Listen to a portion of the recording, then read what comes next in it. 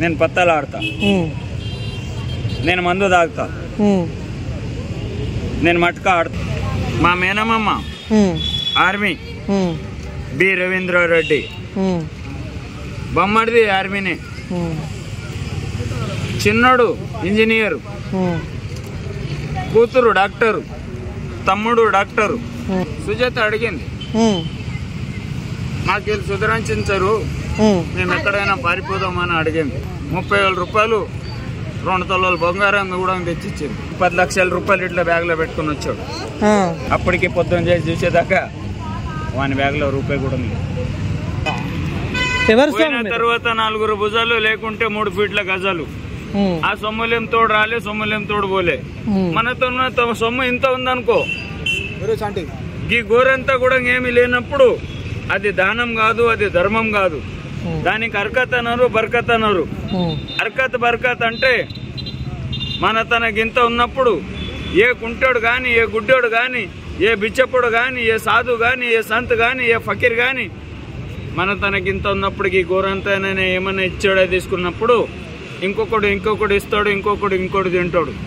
మనకే సాలదు, మనకి ఎట్లా అని సొమ్ముల మీద లాసాలు పడ్డప్పుడు ఏ ఆటో బీటో మీద, ఏ ఎంఎస్ బెడ్ల మీద వండడానికి, అలాంటి చోట్లలో ఏ మటన్ షాప్లనో ఏ బ్రాండ్లను పెట్టడానికి, అలాంటి చోట్ల పెట్టడానికి వచ్చినప్పుడు, ఇలాంటి చోట్లలో పెట్టడానికి రాలేనప్పుడు అది ఎంత ఉన్నా ఏ ఉపయోగం కాదు. ఎంతో మంది పేషెంట్లు. మీరు ఎవరు స్వామి? నేను అడిగింది చెప్పండి. మీరు ఎవరు, ఎక్కడి నుంచి వచ్చారు? సంగారెడ్డి. మీ పేరు? సంజయ్ రెడ్డి. అంటే ఎంతో మంది పేషెంట్లు ఉండే కరోనా వైరస్ అని. అవును. ముసుగులు వేసుకొని ఎడ్లలాగా ఇంటింటికి తీసుకొని పోయారు. రోడ్ల మీద కొన్ని వేల జనాలు పడి ఉన్నాయి. మరి వాళ్ళకెందుకు తీసుకోపోలే? ఎంతో మంది ఇప్పుడు సొమ్ములు ఉన్నాయి మనతన అంటే ఏ రాత్రి ఎక్కడి నుంచైనా ఏమైనా తీసుకొని వచ్చి ఏమైనా చేస్తాం. మరి పట్టపగల రాత్రి 4 గంటలు లేచి 10 గంటలకు మూసుకొని పండుకున్న రోజులు, మరి ఆ రోజు తినేటప్పుడు వీళ్ళంటి ఆడుకొని తినేటోళ్ళు ఇంతమంది ఉండగానా, అలాంటప్పుడు ఏం లేనప్పుడు మరి వాళ్ళు ఏం తిని బతకాలి? మీరు ఎక్కడున్నారు స్వామి? కరోనా టైం సమయంలో మీరు ఎక్కడున్నారు? బయటనే, అమీర్పేట్. పెట్టుకున్నారా మాస్క్? పెట్టుకున్నారా అప్పుడు మీరు?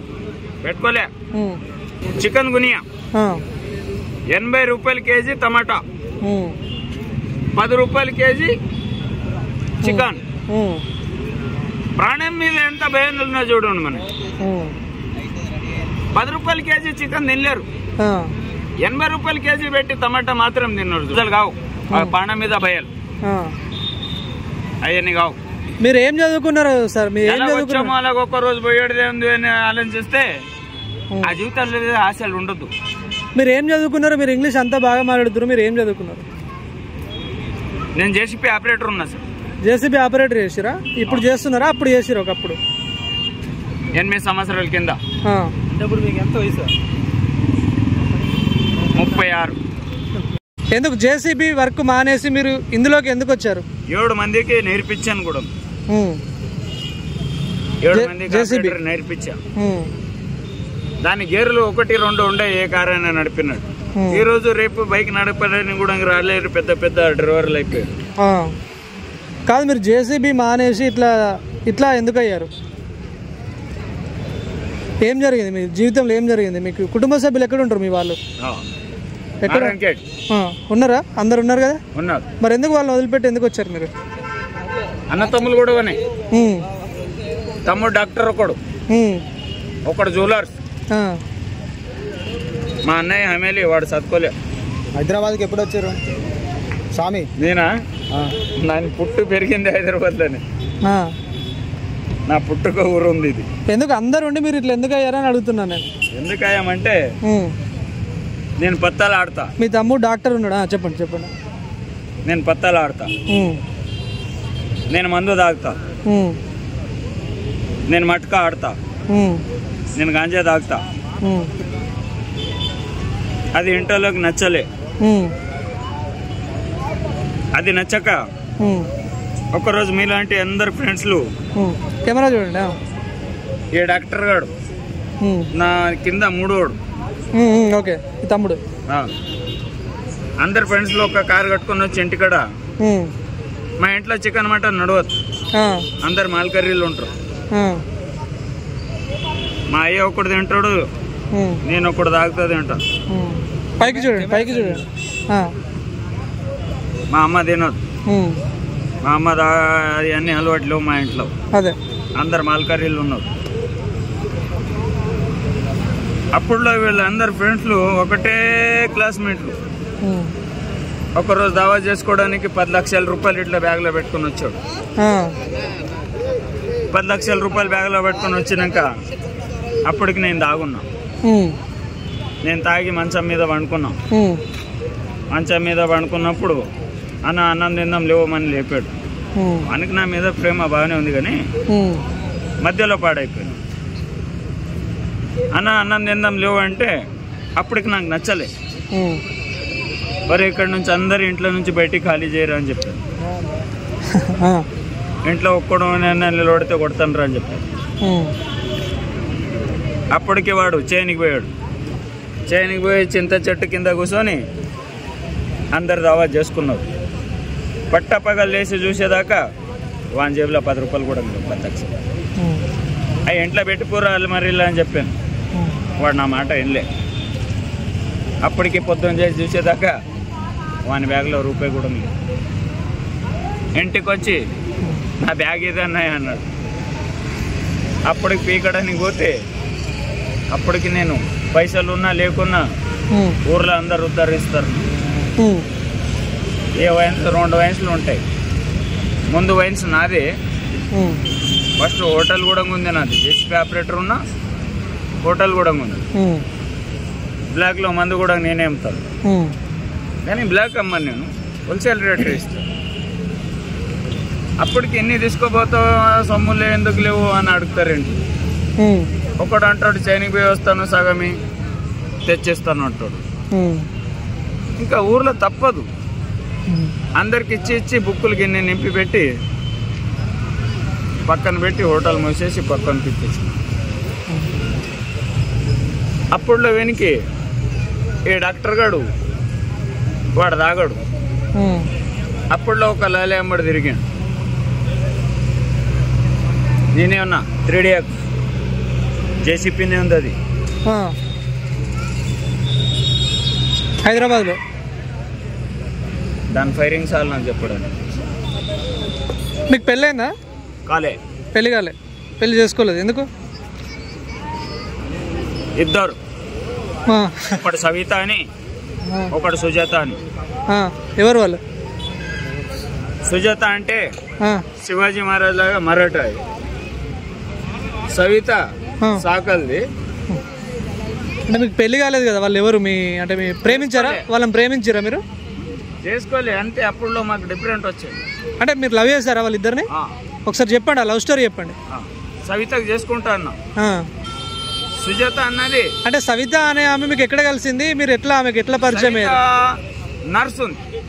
నర్స్ అంటే డాక్టర్, బీదర్ కర్ణాటక దా.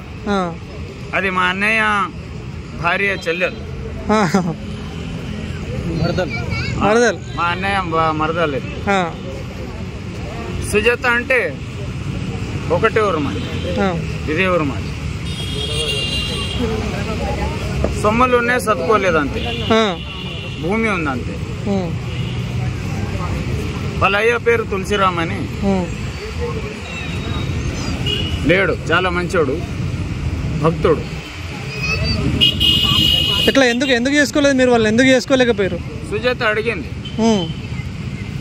మాకు వీళ్ళు సుధరించారు, మేము ఎక్కడైనా పారిపోదామని అడిగింది. 30,000 రూపాయలు 2 తొలాల బంగారం కూడా తెచ్చిచ్చింది. నేను వద్దన్నా. అప్పుడు నేను ఆపరేటర్ ఉన్నా. వాళ్ళ అయ్యే పొరుగు పోతుంది వద్దు అనుకొని, వద్దు మాకు ఇది అనుకొని వదిలేసా. సవిత కంటే దానికి నేను తీసుకోబోతానంటే మా మేనమామ ఆర్మీ బి రవీంద్రారెడ్డి, బొమ్మడిది ఆర్మీనే, చిన్నోడు ఇంజనీరు, కూతురు డాక్టరు, తమ్ముడు డాక్టరు, ఒక్కడు జ్యువెలర్స్, నేను జేసీపీ ఆపరేటర్ని, ఇద్దరు మేనమామలు జేసీపీ ఆపరేటర్లే. అప్పుడు ఓ పాపనాస్ అని ఊరు ఉంటుంది బీదర్లో, మాదేవుడు గుడి కాడ. పనుకున్న రోజు అర్ధరాత్రి వచ్చి ఎంతో జనము, నేను ఒక్కడిని, నేనేమి చేయగలను.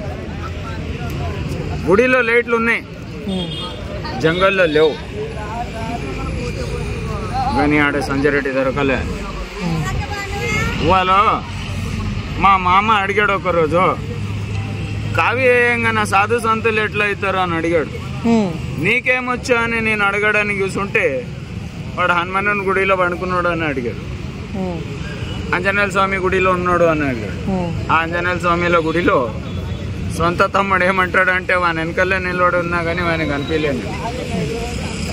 రాముడు అని పేరు. సరే, ఇప్పుడు మీరు ఎవరు భక్తుడు? నేను మాదేవ భక్తుడు. శివుడా? ఎక్కడ ఉంటారు మీరు డైలీ? హైదరాబాద్లో? ఇలాగే సార్, ఎక్కడైనా ఎక్కడ టైం చుకొస్తే ఎక్కడ. ఆ టైం టేబుల్ ఏమి లేవు.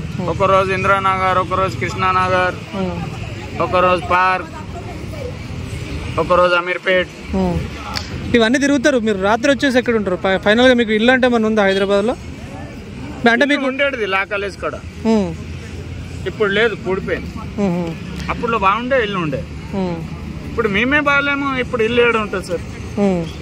ఇప్పుడు మీ ఫ్యామిలీ అంతా సంగారెడ్డిలో ఉంటారా హైదరాబాద్? నారాయణగఢ్లో ఉంటారు. నారాయణగఢ్. నా కోరికలు ఏం లేవు సార్ జీవితంలో. ఇది ఒకటి ఉంటుంది, మనిషికి మనిషినే వాల్యూ. సొమ్ములు తోడు రాలే, సొమ్ములు తోడు పోలే. ఇది ఒకటే గోల్ సార్. ఈ సొమ్ముల మీద ఆశలు ఎందుకు పెడుతురు? ఆ సొమ్ములు అందరితోనే ఉన్నప్పుడు, తనకి ఇంత ఉన్నప్పుడు పక్కనకి ఇంతైనా పెట్టాలి, తీసుకోవాలి, ఇవ్వాలి అంటే ఇంకొకడు బతుకుతాడు, ఇంకొకడు ఉంటాడు. చూడు తీసుకొని పోయి ఎక్కడైనా ఏ ఎంఎస్ బెడ్ల మీద అయినా పెట్టడానికి అది ఏం ఉపయోగం కాదు. యూత్ ఏం చెప్తారు? ఇప్పుడు ఈ జెండా పట్టుకున్నారు మీరు, కుర్రోళ్ళకి జై శ్రీరామ్, చెప్పండి. నూరేళ్ళు చల్లగా బతకాలని. పోయినా సార్, కుంభమేళకు పోయొచ్చురా? పోయొచ్చు.